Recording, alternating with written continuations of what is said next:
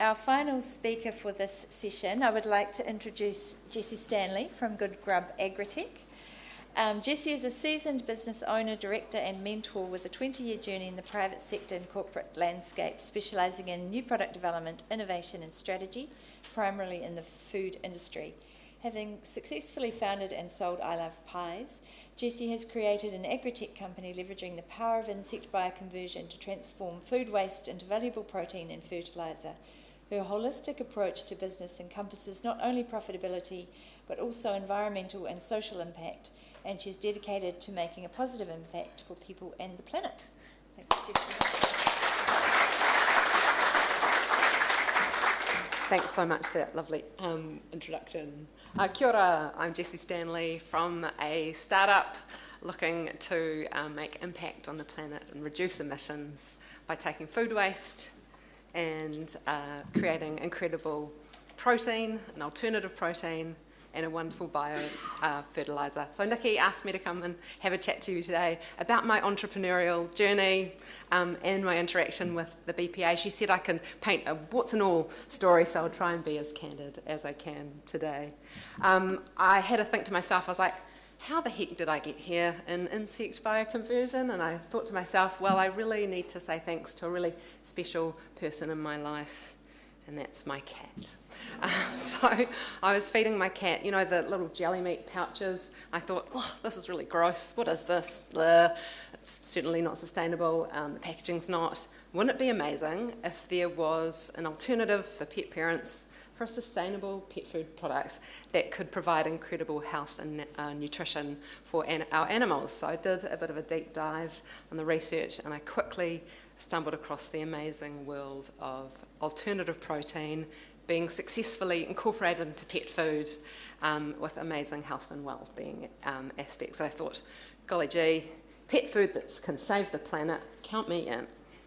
So, as mentioned, I'm a food technologist. I've spent my entire career in the food industry. I've seen a hell of a lot of food waste in my time. I had a company called I Love Pies that I exited in 2018. And actually, at the point in time that I sold my company, I thought, I'm never going to do that again.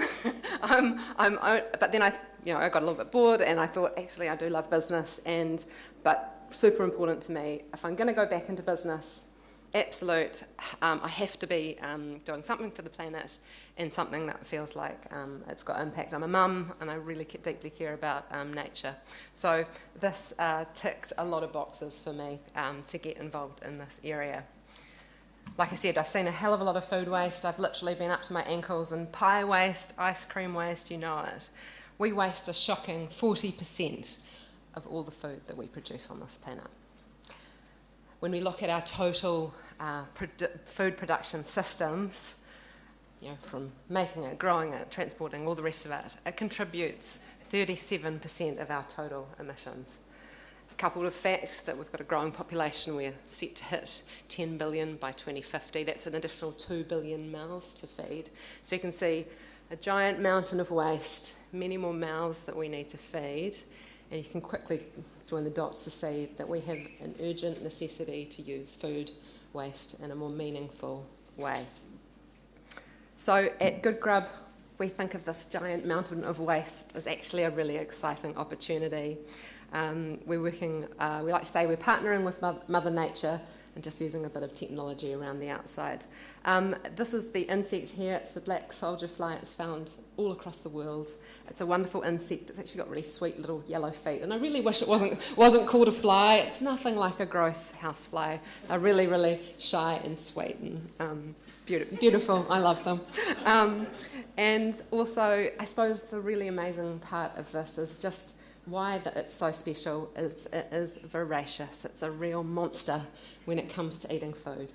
It is called the piranha of the insect world, and also it has all of the essential amino acids that we need for health and well-being and nutrition. Yeah, it's a really wonderful insect. You obviously tell I'm a bit excited about it. So to give you a snapshot into what insect bioconversion is all about, this is a little overview. It's not actually us crushing up the flies. We actually harvest the insect in its larvae form. So food waste goes in, they quickly gobble it up, and only takes us about 2 weeks to harvest this insect. We take it, we dry it, we grind it up, it makes pretty much this brown powder here, and then we can sell this as a pet food ingredient as well as an aquafeed ingredient. It's got a whole host of goodies as well. I like to say it's protein plus plus. It's got health and well-being ingredients that are wonderful for animal nutrition. I mean, insects are part of our natural world. They're a really important part of many wild animal diets, and they provide a really important building block for immunity and so forth. So it's a wonderful protein. We just don't think of it as meat, but it is meat, and it's wonderful and exciting that it's coming back into our kind of more commercial frame of growing food. Even the byproduct is exciting. Yes, that's their poos. It's amazing product called frass that we can use to put back into the soil. So the main markets that we'll be targeting are obviously fertiliser, and there's some really lovely synergies that we can provide where we can take waste from agriculture and we can provide them back with fertiliser. So, and it helps to offset use of synthetic fertilisers as well, and a great cost-saving potential for farmers. Then for our protein, aquafeed, obviously we have a lot of water in New Zealand. Aquafeed's set to boom, and having a sustainable alternative for protein in their diets is a great thing to be involved with. Most of the aquafeed in New Zealand is imported, and it uses wild fish stocks, so not a sustainable option by a long shot. Pet food, obviously, everybody has fallen in love with their animals and now they're part of their family. People are looking for health and well-being options to improve the longevity of their dearly loved family member. Insect protein diets provide that health and well-being and sustainability, and that's a huge growth area, just as our wonderful Melissa told us today. So a really great area to be in as well.